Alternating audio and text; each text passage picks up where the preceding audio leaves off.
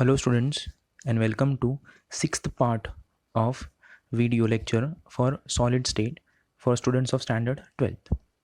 In my previous video, so far I have discussed the following topics: introduction of solid state, isomorphism, polymorphism, types of crystalline solids and their properties, crystal structure, unit cell, types of unit cell, Bravais lattices, number of particles in each type of unit cell, voids and its type, efficiency of packing in SCC crystal, BCC crystal, FCC crystal, then derivation of formula for density of crystal and solving of numerical.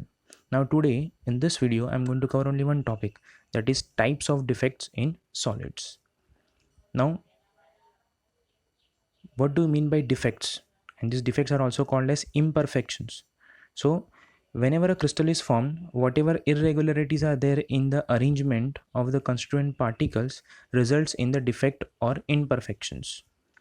Now why do these imperfections occur?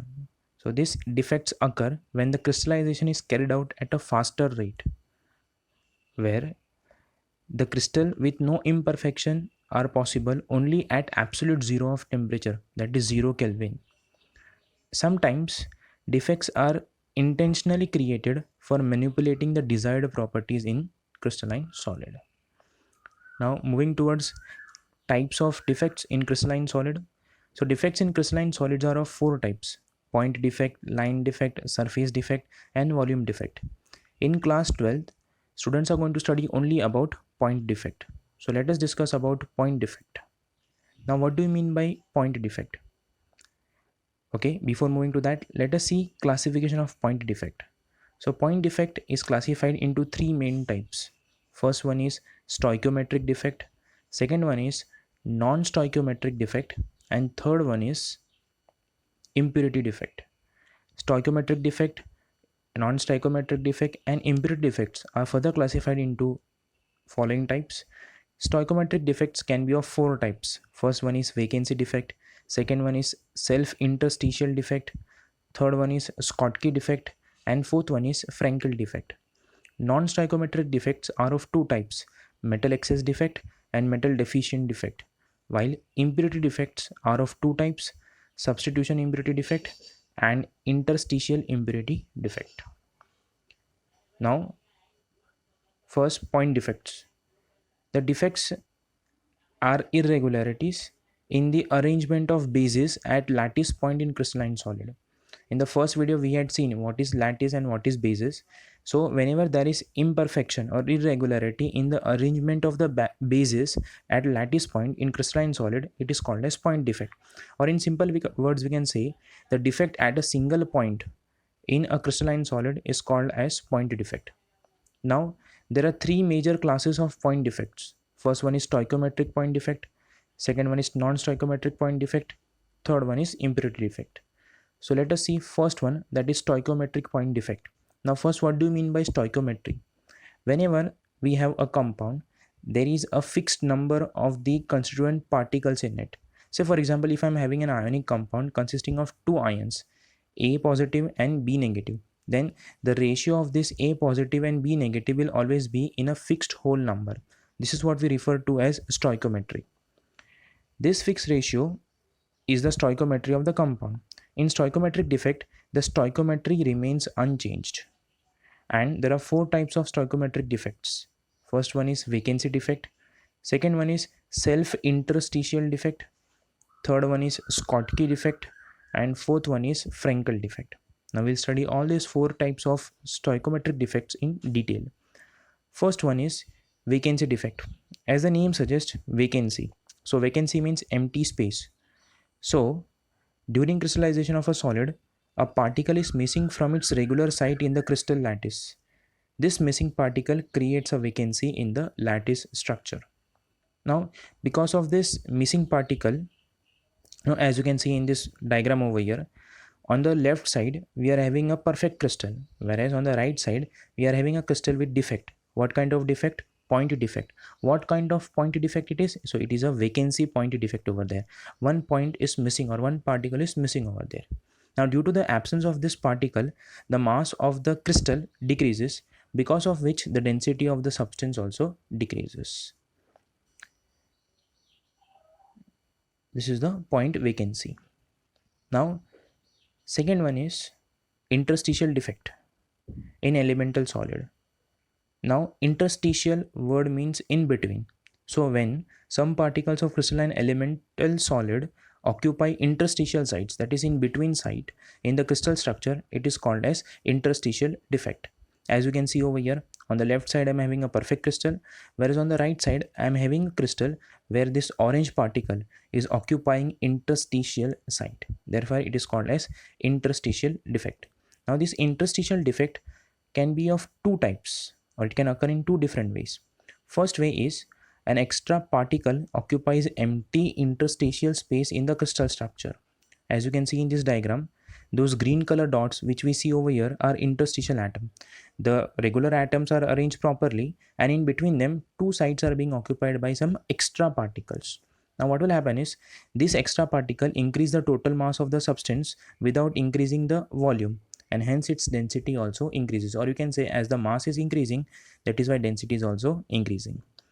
Now second way is in an elemental solid, a particle gets shifted from its original lattice point and occupies an interstitial space in the crystal.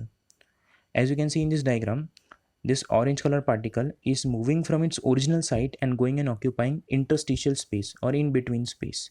Now what will happen is, since no extra particle is added to it, in this defect the density remains same because the mass is remaining same. Why? Because no extra particle is being added to it, whereas in the above case extra particle was getting added, that is why density was changing. Next is Schottky defect and Frankel defect. Now Schottky and Frankel defect, if we study by comparison, it becomes easy. Now first let me explain you about Schottky defect. In an ionic solid, we know that there are two types of ions. One is positive ion, other one is negative ion. So when both positive and negative ion are missing together from their original position, then that type of defect is called as a Schottky defect. Again, both the ions, positive as well as negative ion, or we can say one pair of ions are missing from its original position, then it is called as Schottky defect. As you can see over here, one blue particle which is cation and one red particle which is anion is missing from its original position. That is why this type of defect is called as a Schottky defect. Second one is Frankel defect. Now in Frankel defect, what will happen is a cation, we know that cations are smaller than the anions, so cation will move from its original site and will go and occupy interstitial position. As you can see in this diagram, this empty space is being created. Why? Because the cation has been moved from there and it is going and occupying an interstitial position. So this type of defect, which is produced due to movement of ions, especially cation, in a crystalline solid and occupying interstitial space, is called as Frankel defect. Now what will happen is, in this Schottky defect, first the condition for the formation of Schottky defect is, first one is it should have a high degree of ionic character. Second thing is high coordination number of the anion, and third thing is small difference between the size of the cation and anion. Now what will happen is, because of Schottky defect, now as the number of ions decreases, mass will decrease, because of which density will also decrease. Second thing is the number of missing cations and anions is equal, therefore the electrical neutrality of the compound remains the same, or electrical neutrality is preserved over here. Now this defect is found in ionic crystals like NaCl, sodium chloride, silver bromide, potassium chloride. On the other hand, condition for the formation of Frankel defect are, first, Frankel defect occurs in ionic compounds with large difference between the size of cation and anion. And second thing is the ions of ionic compound must have low coordination number. Now what will happen because of this Frankel defect? As the number of the number of ions are remaining same, only thing is that cation is moving interstitial position, but the number of ions are remaining same. That is why the density will remain the same, as well as the chemical properties will also remain the same. Now the crystal as a whole will also be electrically neutral, because the number of cations will be equal to the number of anions. This defect is found in ionic crystals like zinc sulfide, silver bromide, silver iodide, and calcium fluoride. Now one thing that is very important to be noted over here is that in both the examples you will see silver bromide is common. You can see silver bromide occurring in Schottky defect also, it is occurring in Frankel defect also. So in case if a question comes that which of the following type of crystal or ionic compound exhibit both Schottky as well as Frankel defect, so the answer for that is silver bromide. Very important point to be remembered. Next is non-stoichiometric defect. Now if stoichiometry means number of ions in a fixed ratio or in a fixed number, then opposite of that we will call it as non-stoichiometric defect. So non-stoichiometric defect arises when the ratio of number of atoms of one kind to that of the other kind, or the ratio of number of cations to anions become different from that indicated by its chemical formula. Then it is called as non-stoichiometry, and the stoichiometry of the compound is changed. Now there are two types of non-stoichiometric defect. First one is metal excess defect, and second one is metal deficient defect. Let us see these two type of defects in detail. First one is metal excess defect. Now we know that metals or metal ion represent positive ions. So in this defect, positive ions are in excess, and it arises due to two things. First one is anion vacancies. Whenever an anion is absent from its position, we will call it as anion vacancy. But what will happen is anion will move out, but it will remain behind that extra electron over there. So vacancies at anion site, and the electron remains trapped in anion vacancy, and the electron that is trapped in the anion vacancy are called as F center. We'll discuss about this F center in the later part of the video. All that you need to remember over here is that anion atom will leave the crystal, and it will remain, or it will leave behind its electron over there. Second one is cation occupying interstitial site. Imagine that number of cations and anions are same. Now one extra cation is coming and occupying interstitial position in between the anions and cations. So because of which the positive charge will also get added to it. Now you can see in this figure over here, the first figure represents cation occupying interstitial sites. You can see that all the circles are fully filled, and one A positive ion is going and occupying interstitial site, because of which the positive charge will increase. Whereas in the second figure you can see that the B negative ion, or B, that is anion, is not present, and instead of anion, what is written over there is E minus. So in this case, anion has left its place and leaving behind the electron, and that electron which is left behind is called as the F center.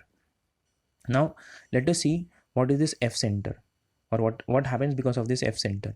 So the electron that is trapped in an anion vacancy are called as F center, and this F center play a very important role in imparting color to the crystal. Now for example, excess of sodium in sodium chloride imparts yellow color. Means if chlorine ions are getting moved out and leaving behind the electrons, then what will happen is sodium ions will be more, because of which the color of the crystal will become yellow. Similarly, if there is excess of potassium iodide, then it imparts violet color to the crystal, and if there is excess of lithium ion, then it looks, or it makes it look like pink in color. So that is why F centers are very important. In exam, can be asked for 2 marks, what is F center and what are the effects or what are the consequences of this F center. As you can see in this diagram, that one electron is remaining behind instead of the anion over there. Now next is metal deficient defect. Metal excess, positive charge was more. So in metal deficiency defect, positive charge will be less. So there is a deficiency of positive charge, and it arises due to two factors.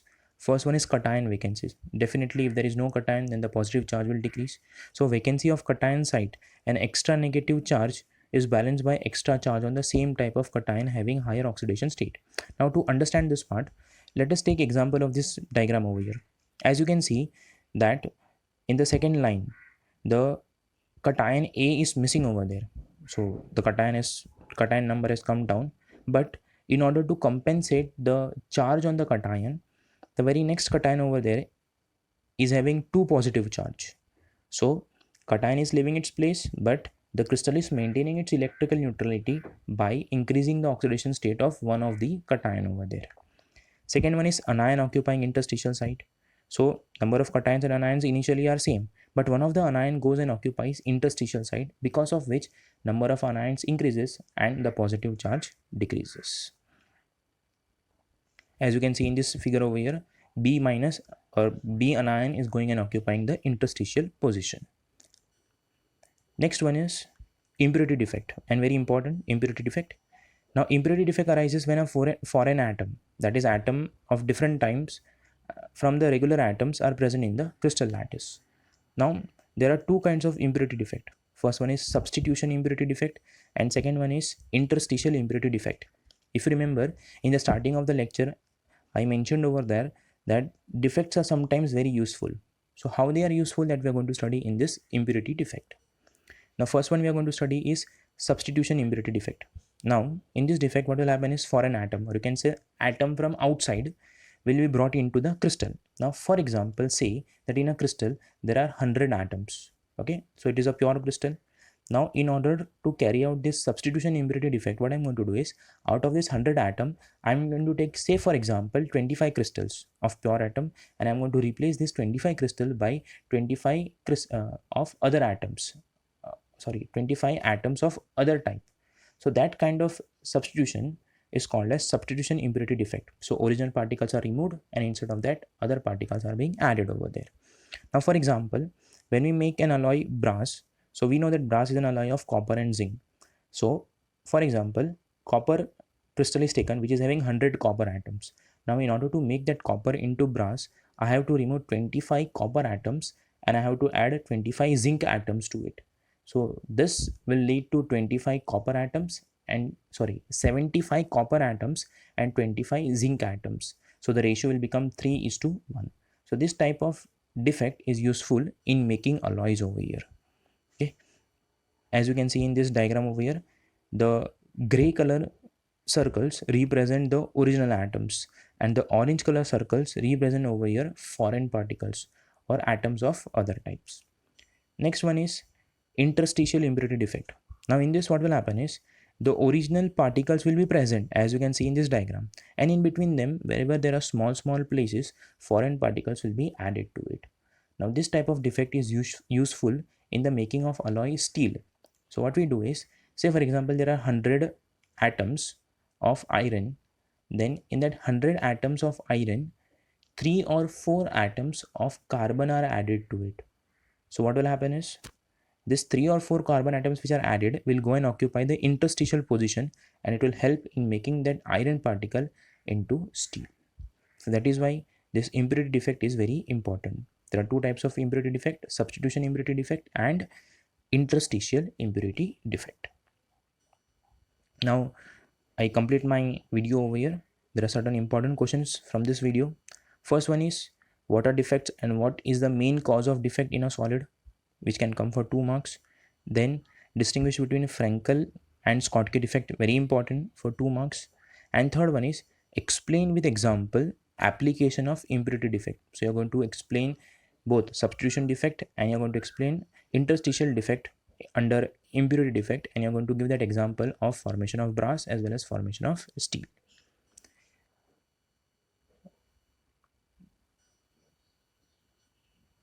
Well, thank you for watching this video, and if you have liked this video, please give me credit by liking it, by sharing it with your friends, and by subscribing to this channel. Also don't forget to press the bell icon to get regular updates. Thank you.